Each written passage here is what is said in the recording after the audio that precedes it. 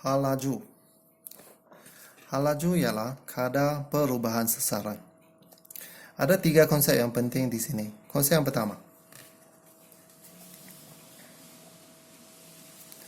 hal laju ialah ds per dt. ds ini adalah sasaran.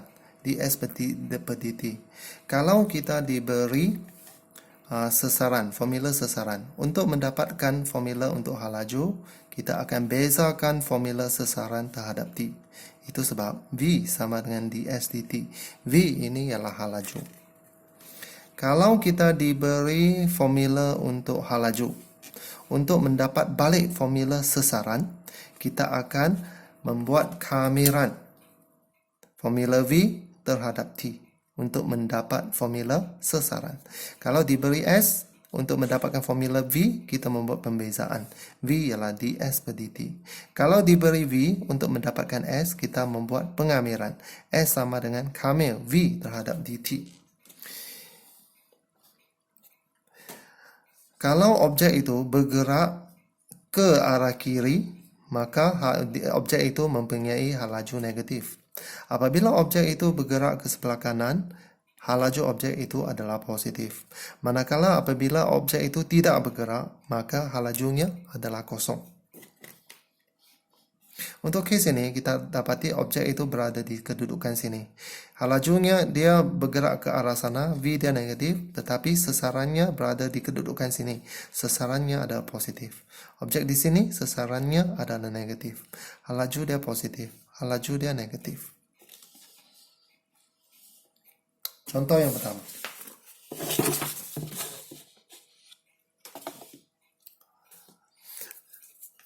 S ialah seseorang satu zarah dari titik tetap. Ini ialah formula S. Kita hendak mengira masa zarah berhenti seketika, hal laju zarah pada masa saat ketiga, julat masa apabila zarah bergerak ke kiri, dan hal laju awal zarah. Formula sasaran. Maka untuk mendapatkan hal laju, apa yang kita buat? Kita akan membuat pembezaan ds dt. So, 2 dibawa ke depan, 2t tolak 3. Bezakan 2 jadi sifar. Maka ds dt sekarang kita mempunyai formula v. Sebab ds dt itu adalah v. So, formula v ialah 2t tolak 3. Selesaikan soalan A. Zarah berhenti ke seketiga. Maksudnya V dia ialah kosong. Maka kita ganti kosong pada formula hal laju. 2t tolak 3. Maka kita dapat T ialah 1.5 saat. Soalan yang pertama. Soalan B pula. Hal laju zarah pada T sama dengan 3. Apa yang kita buat? Kita ganti T ke dalam formula V. Maka kita dapat hal lajunya ialah 3 saat. Soalan C. Julat masa T apabila zarah bergerak ke kiri. Apabila zarah bergerak ke kiri, kita akan menggunakan hal lajunya ialah negatif. Maka, apabila objek bergerak ke kiri, V-nya ialah negatif, iaitu V kurang daripada kosong. Apa itu V? V ialah 2T tolak 3. 2T tolak 3 less than 0. Kita akan dapat T dia ialah 1.5 saat. T-nya kurang daripada 1.5 saat. Tetapi oleh kerana masa itu tidak boleh negatif, maka kita akan tahu T yang kita ambil adalah julat masa yang diambil ialah di antara 0 hingga 1.5 saat. Iaitu dari saat 0 hingga saat 1.5, objek itu bergerak ke arah kiri. Objek itu bergerak ke arah kiri. Soalan D.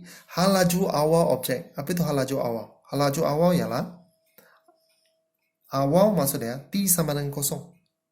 Apakah hal lajunya? Maka apa kita buat? Kita ganti T di dalam persamaan. Yaitu kita dapat 2 darab 0 tolak 3. Ini ialah hal lajunya. Hal laju objek. So, T sama dengan negatif 3 maksudnya objek bergerak ke arah kiri pada permulaannya. Pada permulaan, ini adalah titik rujukan. Pada permulaannya, objek itu bergerak ke arah kiri. Konsep yang kedua. Luas di bawah graf. luas di bawah graf VT. Luas di bawah graf V melawan T mewakili sasaran. Luas di bawah graf V melawan T mewakili sasaran. Katakan ini adalah graf VT. Luas di bawah graf ini mewakili sasaran. Contoh.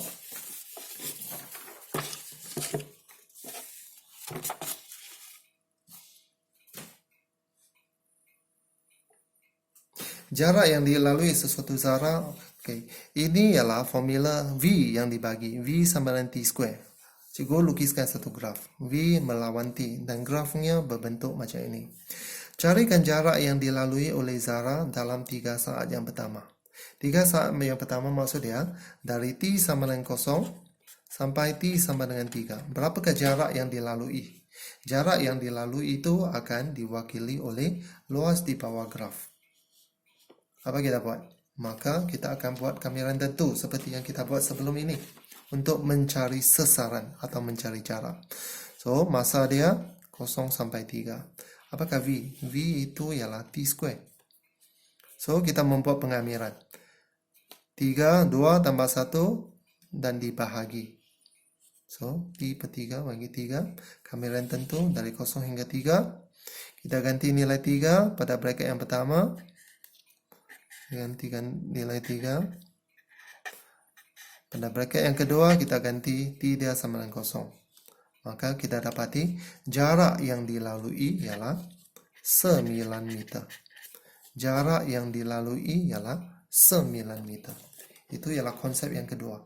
Luas di bawah graf mewakili sasaran atau jarak. Konsep yang ketiga. Sasaran maksimum berlaku. Sasaran maksimum berlaku apabila ds dt sama dengan 0. Jika cikgu ada satu graf S melawan T. Kalau cikgu ada satu graf S melawan T. Pada titik minimum ini, kita dapati ds dt dia ialah 0. Apa itu ds dt? Ds dt itu ialah kecerunan graf. Kecerunan graf di sini ialah 0. ds dt sama 0. ds dt itu sebenarnya ialah kecerunan graf ialah 0. Apa itu ds dt? ds dt ialah V sama dengan 0. Mereka mempunyai konsep yang sama. Kita lihat contoh yang ketiga. Satu zara selepas melalui titik O diberi sasarannya diberi oleh formula ini. Cari sasaran maksimum zara tersebut. Untuk menyenangkan kerja, cikgu lukiskan grafnya.